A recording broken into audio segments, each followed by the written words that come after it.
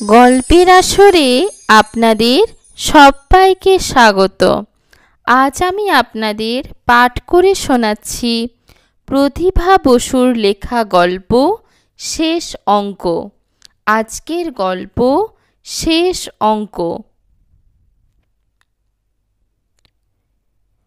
বিবাহের পক্ষে বিকাশেন্দু এবং সুচরিতা অর্থাৎ পাত্র পাত্রী দুজনের বয়সই একটু বেশি বলা যায়। বিকাশেন্দু প্রায় 40-এর কাছাকাছি আর সুচরিতার 34। সবচেয়ে যেটা আশ্চর্য, এই বয়স্ক পাত্রপাত্রীর বিবাহ রীতিমতো সম্বন্ধ করে স্থির হল। পাত্রপক্ষের গুরুজন পাত্রের দাদা বৌদি, পাত্রীপক্ষের গুরুজন বিধবা মা আর মামা। পাত্র পাত্রী দুজনেরই ইচ্ছে বিবাহ নিয়ে যে কোনো হই হল্লা করা না হয়। সেই ইচ্ছে দুপক্ষেই পালন করল। মেয়ের বাড়িতেই রেজিস্ট্রি হলো। অতি ঘনিষ্ঠ কয়েকজনকে নিয়ে একটা টি পার্টি হলো মাত্র। রাত 9টার মধ্যেই নীরব হয়ে গেল বাড়িটা। সুতরাং বিবাহের প্রথম রাত্রিতেই স্বামী স্ত্রী কারোরই আলাপ করবার সময় নিয়ে কোনো অসুবিধে হলো না। বিকাশেন্দু বিবাহের পূর্বে সুচরিতাকে দেখেনি, এখন দেখল। দেখতে সুচরিতা ভালো কি মন্দ সেটা মনে হলো না, তবে সবটা মিলিয়ে বেশ ভালোই লাগলো। কিন্তু ঠিক কিভাবে অপরিচিত এই মেয়েটির সঙ্গে আলাপ শুরু করা যায় সেটা ভেবে ভেবেই যত যন্ত্রণা। জানালায় দাঁড়িয়ে অনেকগুলো সিগারেট খেলো, তবু কিছু সুরাহা হলো না। কেউ বলে না দিলে বিকাশেন্দুর বয়স যে 40 তাও যেমন বোঝা যায় না, তেমনি সুচরিতার বয়সও যে 34 সেটা বিশ্বাস করা যায় না। দুজনের চেহারায় অত্যন্ত কাঁচা, শ্যামলা শ্যামলা রঙের উপর দুজনেই দেখতে সুশ্রী। যতক্ষণ বিকাশেন্দু জানালায় দাঁড়িয়ে আলাপের শুরুটা ভাবল, ততক্ষণে সুচরিতা গা থেকে সমস্ত গয়নাগুলো খুলে ড্রেসিং টেবিলের দেরাজে রাখল। বাথরুমে গিয়ে শাড়ি বদলে এলো। এসে দেখল বিকাশেন্দু শুয়ে পড়েছে। নিচু গলায় বলল, আলোটা কি নিভিয়ে দেব? বিকাশেন্দু চমকে উঠে বলল, হ্যাঁ দিন নিভিয়ে। মুশকিলটা হলো তারপরে, চেনা নেই জানা নেই অন্ধকার ঘরে সহসা একজন অপরিচিত ভদ্রলোকের পাশে গিয়ে শুতে অত্যন্ত সংকোচ হলো সুচরিতার। তার উপরে যে মানুষ এ পর্যন্ত একটাও কথা বলেনি তার সঙ্গে। গ্রীষ্মকাল, গরমও পড়েছে বেশ। কিছুক্ষণ অপেক্ষা করার পরে আস্তে বালিশটা তুলে নিয়ে মেঝেতে শুল। ঘরটা অন্ধকার হতেই 40 বছর বয়সের বিকাশেন্দুর হৃদয়টা 40 বছরের ছোকরার মতোই কম্পিত হচ্ছিল। কিন্তু সুচরিতা যখন মেঝেতে শুল, সব কেমন গোলমাল হয়ে গেল। উঠে বসল তক্ষুনি, ঠেকে ঠেকে বলল, আপনি মানে তুমি, অর্থাৎ আমি বলছিলাম যে মেঝেতে শোয়া মানে বিছানাটা তো বেশ বড়, আপনি শুলে আমার কোনো অসুবিধে হবে না। সুচরিতা শান্ত গলায় বলল, গরমে আমি মেঝেতে শুতেই ভালোবাসি। তাহলে আমি কি করব? যেমন শুয়ে আছেন তেমনই থাকুন না, আমার জন্যে ভাববেন না। তাহলে রোজই কি এরকম হবে? দোষ নেই।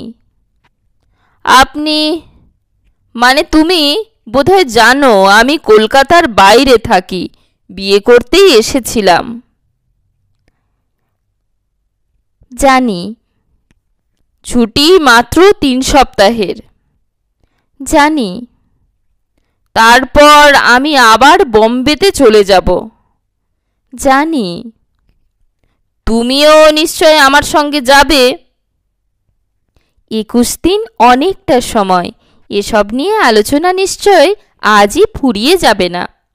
কথা আরম্ভ করে বিকাশেন্দুর প্রথম আলাপের জড়তাটা কেটে যাওয়ায় এখন সে বিশেষ অসুবিধে বোধ করছিল না।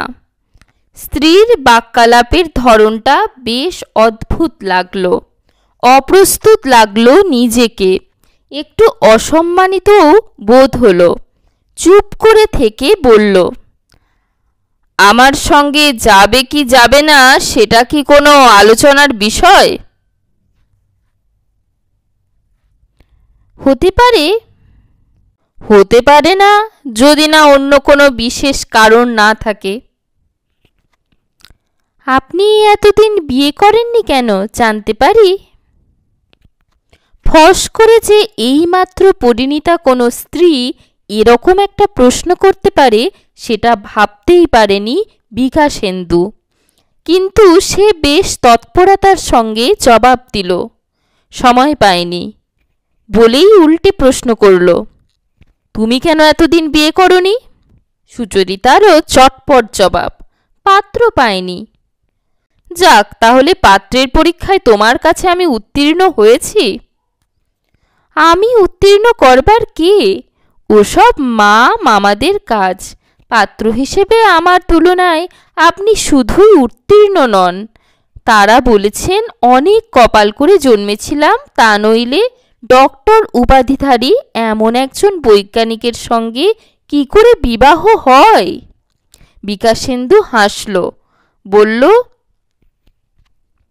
নিশ্চিত হওয়া গেল। মা মামা যা ভেবেছেন তাদের কন্যাও কি তাই ভাবছেন? বলেই বললেন, অতটা না ভাবলেও অন্তত কিছুটাও কি ভেবেছেন? এই প্রশ্নের রীতিমতো একটা গদ্যমার্কা জবাব দিল সুচরিতা। বলল, মেয়েরা পরাধীন, তাদের নিজস্ব মতের কোনো মূল্য নেই। নিজের আবেগপূর্ণ প্রশ্নের একটি আবেগসম্পন্ন জবাবই প্রত্যাশা করেছিল বিকাশেন্দু। এই কাটকাট জবাবে সে বেশ দমে গেল। আর কিছু না বলে পাশ ফিরে ঘুমোবার চেষ্টা করল। তার মতো বুদ্ধিমান ছেলের মগজে এটা ঢুকতে বেশি দেরি হলো না যে সুচরিতা নামের মেয়েটি বিয়ে করেছে বাধ্য হয়ে, এবং 34 বছর বয়স পর্যন্ত বিয়ে না করারও একটা বিশেষ কারণ আছে। মেয়েটি MA পাশ করেছে, দেখতে ভালোই। মা বিধবা হলেও তার বাবা বেঁচে থাকতে মেয়ের বিয়ের জন্য একটা ইনশিওর করে রেখেছিলেন, সুতরাং মেয়েকে গরিবের মতো বিবাহ দেননি। তবে মামা বাড়িতে তারা মা মেয়ে বিশেষ সমাদরে ছিলেন না, সেটা বৌদির কাছে সে শুনেছে। প্রথম রাতটা এভাবেই কাটল। দ্বিতীয় দিন সন্ধ্যাবেলা দাদা বৌদির বাড়ি এসে দেখল বিয়েটা রেজিস্ট্রি করে হলেও বৌদি হিন্দু বিয়ের মতো কালরাত্রিটা মেয়ে সুচরিতাকে তার সঙ্গে শুতে না দিয়ে নিজের সঙ্গে নিয়ে শুলেন। আবার তৃতীয় দিন ছোট একটা আমন্ত্রণ নিমন্ত্রণের ব্যবস্থা যেমন করলেন, তাদের বিছানাও ফুল দিয়ে সুন্দর করে সাজিয়ে দিলেন। আবার একা ঘরে দুজন, একটা বড় খাট না দিয়ে দুটো সিঙ্গেল বেডই উপহার দিয়েছিলেন সুচরিতার মা। ঘরে একা হলে জুড়ে দেওয়া খাট দুটিকে বিকাশেন্দু আলাদা করে ফেলল। তারপর একটা খাটে শুয়ে পড়ল আলাদা হয়ে। সুচরিতা মনে মনেই একটু লজ্জা বোধ করল, একটা স্বস্তি বোধও করল, একই সঙ্গে কিছুটা কষ্টেরও উদ্রেক হলো। মানুষটি যে সত্যি ভদ্রলোক সেটা যেমন মনে হলো, সবই যে বুঝতে পেরেছেন সেটা বুঝতেও বিলম্ব হলো না। মামা বাড়িতে সুচরিতা সুখে ছিল না। মামিরা তাকে আর তার মাকে প্রায় একটা বোঝা বলেই মনে করতেন। দোষ দেওয়া যায় না। এমএ পড়তে পড়তে যখন হঠাৎ বাবা মারা গেলেন, সঞ্চয়ের ঘরটি দেখা গেল একেবারেই শূন্য। অবশ্য এত অল্প বয়সে যে মারা যাবেন সে কথা নিশ্চয়ই তিনি ভাবেননি। ভালো বাড়িতে থেকে ভালো খেয়ে একটিমাত্র সন্তান সুচরিতাকে ভালোভাবে মানুষ করতেই তার সমস্ত আয় ব্যয় হয়ে যেত। সুতরাং বাড়াবাড়ি ছাড়তে হলো, মামার কাছে এসেই উঠতে হলো। এমএ পরীক্ষার দেরি ছিল না, পরীক্ষা দিয়েই চাকরির ধান্দায় ঘুরতে লাগলো। বিটিটাও পাশ করে ফেললো। মাস্টারির কাজে ওটা কার্যকরী হবে। আর সেই সময়েই জয়ন্তর সঙ্গে দেখা হয়ে গেল। জয়ন্ত তার স্কুলের বন্ধুর দাদা। বাবা যখন চুঁচুড়ায় পোস্টেড ছিলেন সেই তখনকার জয়ন্ত। তখন জয়ন্ত 18-19 বয়সের ছেলে ছিল। ভীষণ লাগতো তাদের পিছনে। দেখা হলো প্রায় 15 বছর পরে। কিন্তু কি আশ্চর্য, দুজনেই দুজনকে তৎক্ষণাৎ চিনে ফেলল। চলতে চলতে দুজনেই থেমে গেল। আরে সুচরিতা না? ওমা জয়ন্তদা, কি আশ্চর্য! সূত্রপাতটা এই। তারপর কি থেকে যে কি হলো, 2-4 দিন দেখাশোনা হতে হতে কখন যেন সব অন্যরকম হয়ে গেল। সেই গোলমালটাই চলছিল 28 থেকে 34 বছর পর্যন্ত। চুঁচুড়ায় জয়ন্তরা বেশ ধনী পরিবার। 5 জন নিয়ে যৌথ সংসার। তিলের ব্যবসায় লক্ষ লক্ষ টাকা জমিয়ে রেখে গেছেন পূর্বপুরুষেরা। বর্তমান পুরুষেরা সেই ব্যবসায় কম ইন্ধন যোগাচ্ছেন না। ছিটকে গেছে জয়ন্ত। সে ব্যবসায় না ঢুকে বিএ পাশ করে চাকরিতে ঢুকেছে। সুচরিতার চাইতে বছর 4 বড়। যখন নতুন করে দেখা হয়েছিল তখন অবশ্য কারো বয়সই এতটা ভারী হয়ে যায়নি। হয়েছে এই 5-6 বছরের কালো প্রবাহে। জয়ন্ত প্রেমে পড়লে কি হবে? বাড়ির আর 5 জন তো পড়েনি। তারা সবাই এক বাক্যে নারাজ। তাদের কুলীন ব্রাহ্মণ পরিবার। ছেলে চাইলেই কি একটা কায়স্থ, তাদের ভাষায় শূদ্র, মেয়ের সঙ্গে বিয়ে দেওয়া যায়? খোকা যে কি দেখে মজল সে কথাও তারা আবিষ্কার করতে পারে না। ওই তো মামার বাড়িতে পাত্তা না পাওয়া একটা মেয়ে, পুরুষের মতো চাকরি খোঁজে খাদ্যাভাবে। তার উপর দেখতেই বা কি, বাঘডাসার মতো একহারা লম্বা চেহারা, পড়াশুনো করতে করতে সারা অঙ্গে পুরুষালী ভাব, রং ময়লা, মুখ চোখেরই বা কি ছিরি। এর সঙ্গে তারা দেবেন ছেলের বিয়ে? প্রশ্নই ওঠে না। তারপরেও যদি জয়ন্ত কথা না শোনে তবে মা আত্মহত্যা করবেন বলে ভয় দেখিয়েছেন এবং কুলে কালি দেয়া ছেলেকে বাপ তৎক্ষণাৎ ত্যায্যপুত্র করবেন সেটাও জানিয়ে দিয়েছেন। 5-6 বছর ধরে এই টানাপোড়েন চলছে। জয়ন্ত তাকে ছাড়েও না, বিয়েও করে না। পরিবারটি যে একান্তই অন্ধকারে আচ্ছন্ন সেটা তাদের মতামত শুনেই বোঝা যায়। সেই পরিবারে জন্মে জয়ন্ত কিছুটা অগ্রসর হলেও পরিবার ত্যাগ করে, বৈভব ত্যাগ করে বিবাহ করবে এমন সৎসাহস তার হয়নি। সুচরিতা বাড়িতে তিষ্ঠতে পারছিল না। মামা মামির কটূক্তি সহ্য করা বাস্তবিকই অত্যন্ত কঠিন বোধ হচ্ছিল। তার উপরে মা একদিন বললেন, লেখাপড়া শিখেছিস, একটা স্কুলে কাজ করছিস, বাড়িতে অবাধ স্বাধীনতায় মানুষ হয়েছিস, তোর কি একটা আত্মসম্মান বলেও কিছু নেই স্বভাবে? তুই কি বুঝতে পারছিস না জয়ন্তর এমন সাহসই নেই বাড়ির অমতে কিছু করে?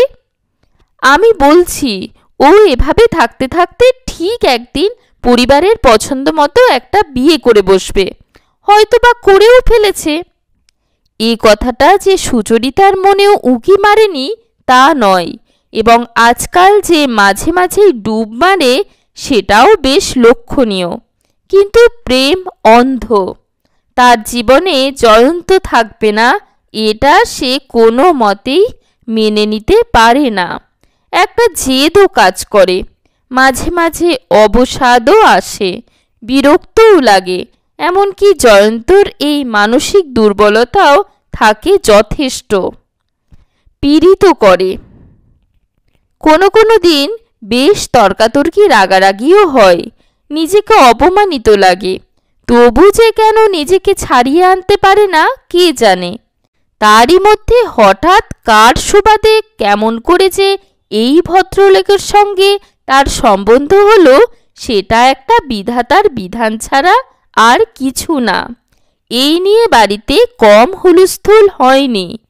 প্রকৃতপক্ষে জয়ন্ত জয়ন্ত করতে করতে সুচরিতা যে প্রায় মধ্যবয়সী হয়ে যাচ্ছে সে বিষয়ে সুচরিতার নিজের মনেও কোনো সন্দেহ নেই। শোনা গেল বিকাশেন্দু নামের পাত্রটি বহুকাল কেনেডা প্রবাসী ছিলেন। বছর তিনেক আগে যখন তার পিতার অসুখ করল তখন চলে আসেন। মাস দুয়েক ভুগে পিতা স্বর্গত হলে বৌদি আর যেতে দেননি। ভদ্রলোক অল্প বয়সেই মাতৃহীন। 10 বছরের বড় দাদাকে তাদের বাবা একটু অল্প বয়সেই বিবাহ দেন। স্ত্রীলোকহীন বাড়িতে তারা 3টি পুরুষ বড়ই বিড়ম্বিত বোধ করছিলেন। বৌদি এসেই ভেঙে যাওয়া সংসারটা আবার একটি নতুন সংসারে পরিণত করলেন। বিকাশেন্দু বৌদির কাছে তার নিজের ভাইয়ের মতোই অত্যধিক আদরে আবদারে পিতা মাতার বিচ্ছেদ বেদনার দুঃসহ কষ্ট ভুলে গেল। শ্বশুর নিজের কন্যা স্নেহেই তাকে গ্রহণ করলেন, কিন্তু সেই স্নেহ ভোগ করা বেশি দিন কপালে ঘটল না, মারা গেলেন তিনি। প্রকৃতপক্ষে বৌদিটি অসামান্য ভালো মেয়ে, বিয়ে পড়তে পড়তে বিয়ে হয়, কিন্তু পড়া বন্ধ হয় না। পড়া শেষ হলে একটা স্কুল মাস্টারিও জুটে যায়। একটি মাত্র মেয়ে, বিয়ে হয়ে গেছে। বিকাশেন্দুকে আর তিনি বিদেশে যেতে না দিয়ে যা দিলেন তার নাম বিবাহ। বৌদি সুচরিতাকে কোথাও কোনো বিয়ে বাড়িতেই বোধহয় দেখেছিলেন। এমন ভালো লাগলো, কি সুন্দর ছিপছিপে চেহারা, কি সুন্দর মসৃণ পাতলা চামড়া ঢাকা মুখের মিষ্টত্ব। প্রকৃতপক্ষে সারা দেহেই এমন লাবণ্য সচরাচর দেখা যায় না। খোঁজ করে জানলেন তারই এক সম্পর্কিত পিসিমার ভাগ্নির ভাগ্নি।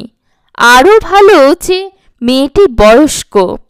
তার নিজের দেওরটি তো আর খোকা নেই, ঠিক বয়সের মেয়ে পাওয়াও তো দায়, বিধাতার নির্বন্ধ। বৌদির ব্যাকুল অনুরোধে বিকাশেন্দুরও মনে হলো করেই ফেলি একটা বিয়ে, বেশ একটা বন্ধু পাওয়া যাবে, বাড়ি ফিরে দেখা যাবে সেই বন্ধু কেমন উৎসুক হয়ে তার জন্য অপেক্ষা করছে। বৌদির চিঠিতে মেয়েটির বিষয়ে সব জেনে রাজি হয়ে গেলেন। এদিকে সুচরিতাও জয়ন্তর অপেক্ষায় ক্লান্ত হয়ে বাড়ির গঞ্জনা শুনে মায়ের অসম্মান দেখে বলে দিলেন, ঠিক আছে, যা ইচ্ছে করো তোমরা। তারপর থেকে যে কি মন খারাপ কাকে বলবে। বিয়ে হয়ে ভালো ভদ্রলোকটির জন্য মন খারাপ হলো, অকারণে একে যে সে কষ্ট দিচ্ছে সেটাও ভালো লাগছে না।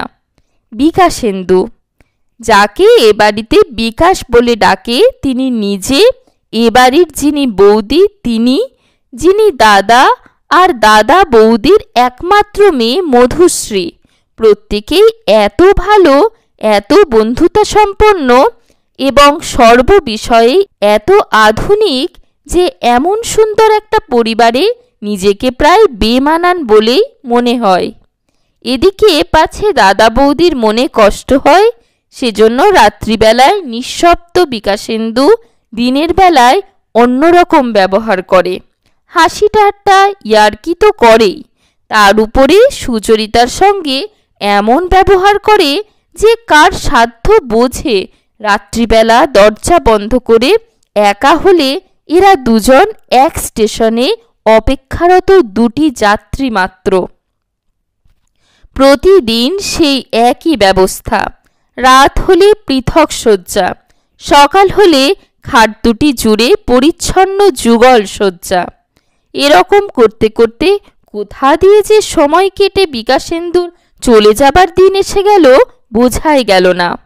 সেদিন বিকাশেন্দুর রাত্রিবেলা শোবার খাটটা আলাদা করতে করতে বলল, আপনার কি খুব ঘুম পেয়েছে? সুচরিতা বলল, না, আমি দু একটা কথা বলতে চাই। বলুন। যথাস্থানে খাট এনে বসে বলল, আমি আমার দাদা বৌদিকে বলবো এই মুহূর্তে আপনাকে নিয়ে যাবার আমার অসুবিধে আছে। শুনছেন? শুনছি। মানে আমি আপনাকে সর্ববিষয়ে স্বাধীন করে দিয়ে যেতে চাই। কিভাবে? কিভাবে সেটা একটু চিন্তা করারই বিষয়। আমি আমার দাদা বৌদিকে কষ্ট দিতে দ্বিধা বোধ করছি বলেই উপায়টা ঠিক গুছিয়ে আনতে পারছি না। আমি অনেক দিন বিদেশে ছিলাম, জানেন বোধহয়। জানি। আমি ফিরে যাব সেখানে, অধ্যাপনা করতাম। ছাত্ররা আমাকে ভালোবাসত। ফিরে গেলে মনে হয় চাকরি পেতে আমার অসুবিধে হবে না। তারপর? যদি বলেন একটা মিউচুয়াল ডিভোর্সের ব্যবস্থা করতে পারি।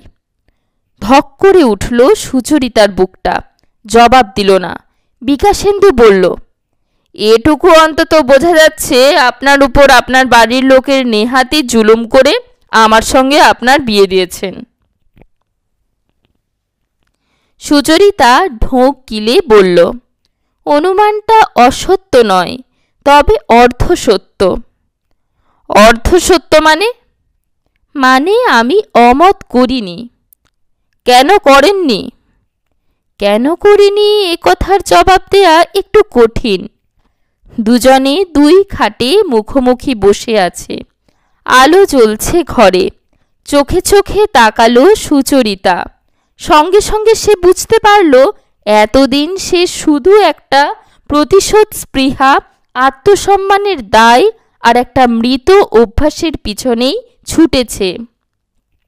সেই অভ্যাসের নাম জয়ন্ত হলেও মানুষ জয়ন্তর কোনো অস্তিত্ব ছিল না। ছিল কতগুলো তিক্ততার স্তূপ। তা নইলে চোখে চোখে তাকানো মাত্র এরকম একটা বৈদ্যুতিক শিহরণ তাকে অবশ করে দিল কেন? আরও আছে, যে মুহূর্ত থেকে সে অনুভব করল এই মানুষ এমন মানুষ নয় যে তাকে চায় না, সে তার বিবাহিত স্ত্রী হলেও কোনো অধিকারের দাবি আরোপ করতে সেই থেকেই একটা সান্নিধ্যের আকাঙ্ক্ষা প্রতি রাতে তার ঘুমকে ব্যাহত করছে, আশায় আশায় বিনিদ্র রেখেছে।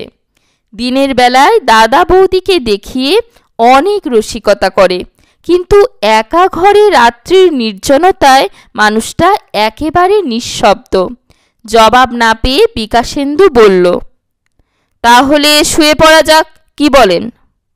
সুচরিতা বলল, আপনার যাবার টিকিট হয়ে গেছে? বিকাশেন্দু হেসে বলল, কবে? এসেই তো প্রথমে টিকিটের কাজটি সাঙ্গ করে তবে বাড়ির দিকে রওনা দিয়েছি। টিকিট পাওয়া যা হাঙ্গামা! কটা টিকিট কেটেছিলেন?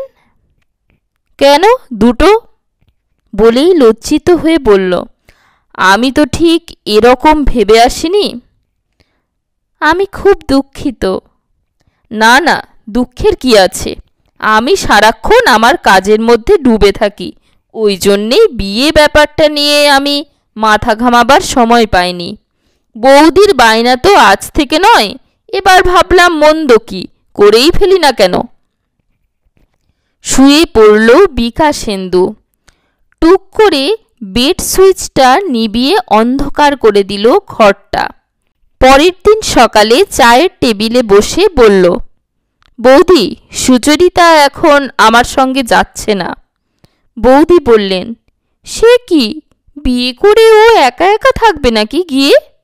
বিকাশেন্দু চেয়ার ঠেলে উঠে পড়ল। টিকিটটা ফেরত দিয়ে আসি, টাকাটা রিফান্ড পাবো। অনেক যন্ত্রপাতি কিনতে হবে, কাল সারাদিন তো সময়ই পাবো না। বৌদি সুচরিতার দিকে তাকিয়ে বললেন, কি হলো? কাল বুঝি একটা মান অভিমানের পালা গেছে? সুচরিতা একটু হাসল, জবাব দিল না। তারপরের দিনটা যে তার কিভাবে কাটল সে কথা শুধু সেই জানে। আবার সেই অন্ধকার রাত্রির একা ঘর, দুই খাটে দুজন যাত্রী নিঝুম, দুজনের কারো চোখেই ঘুম নেই। বিকাশেন্দুর অদ্ভুত একটা কষ্ট হচ্ছে বুকের মধ্যে। সবচেয়ে আশ্চর্য সেটা সুচরিতার জন্য। সে স্পষ্ট বুঝেছে মেয়েটি তাকে ভালো না বাসলেও সে তাকে কে জানে কেমন করে ভালোবেসে ফেলেছে। একটি মৃদু স্বর কানে ভেসে এলো। ঘুমিয়ে পড়েছেন? বিকাশেন্দু বলল, না। টিকিটটা কি ফেরত দিয়ে দিয়েছেন? উপায় কি? আমি কি কখনো বলেছি যে যাব না? সব কথাই কি মানুষ মুখে বলে? তবে কি করে বলে? ব্যবহারে। কি ব্যবহার আমি করেছি যা থেকে আপনি? ওসব থাক এখন, আমি খুব ক্লান্ত। বলতে গেলে আর মাত্রই কয়েক ঘন্টা আছি এখানে। অনেক নাটক তো হলো, দয়া করে এই সময়টুকু সহ্য করুন। তাই বা কেন সহ্য করব? সহ্য আমি অনেক করেছি, আর পারবো না। তাহলে কি আমি দরজা খুলে ঘরের বাইরে চলে যাব? সেটাই বা আমি হতে দেব কেন? তাহলে আমাকে কি করতে বলেন? যা স্বাভাবিক। আপনার কাছে যেটা স্বাভাবিক সেটা আমার পক্ষে যে শুধু অস্বাভাবিক তাই নয়, অত্যন্ত গ্লানিকর। নিজের স্ত্রীর উপর কি কারো এতটুকু জোর নেই? জোর করে কি কিছু পাওয়া যায়? আমি কারোকে খাট আলাদা করতে বলিনি। অস্ফুটে হাসল বিকাশ। খাট আপনার মায়ের দেয়া, তার মেয়ে রোজ মেঝেতে ঘুমোবেন আর আমি তার অধিকৃত খাটে শুয়ে আরাম করব, তা কখনো হয়? তাহলে এই বিবাহটা আপনি স্বীকার করছেন না? বিবাহের কি অর্থ যদি না তার মধ্যে কোনো... যাকে ওসব কথা বলে আর লাভ নেই। ভাগ্য নামক একটা পদার্থকে মেনে নিতেই হয়। তা তো বটেই, না হলে আমার ভাগ্যে আর আপনি আসবেন কেন? তবেই বুঝুন, যে আসবার সে কিন্তু এলো না। সত্যিই আমি দুঃখিত। সত্যিই আমি ভাগ্যবতী। তাই নাকি? সুচরিতা নিজের খাট ছেড়ে বিকাশেন্দুর খাটের পাশে দাঁড়ালো। আমি যার স্ত্রী তিনি নিশ্চয়ই হতভাগ্য, সে কথা আমি অস্বীকার করছি না। কিন্তু আমার যিনি স্বামী তাকে পেয়ে আমি সব দুঃখ ভুলে গেছি, সব অপমান মুছে গেছে জীবন থেকে। মেঝেতে হাঁটু ভেঙে বসে পড়ল সুচরিতা।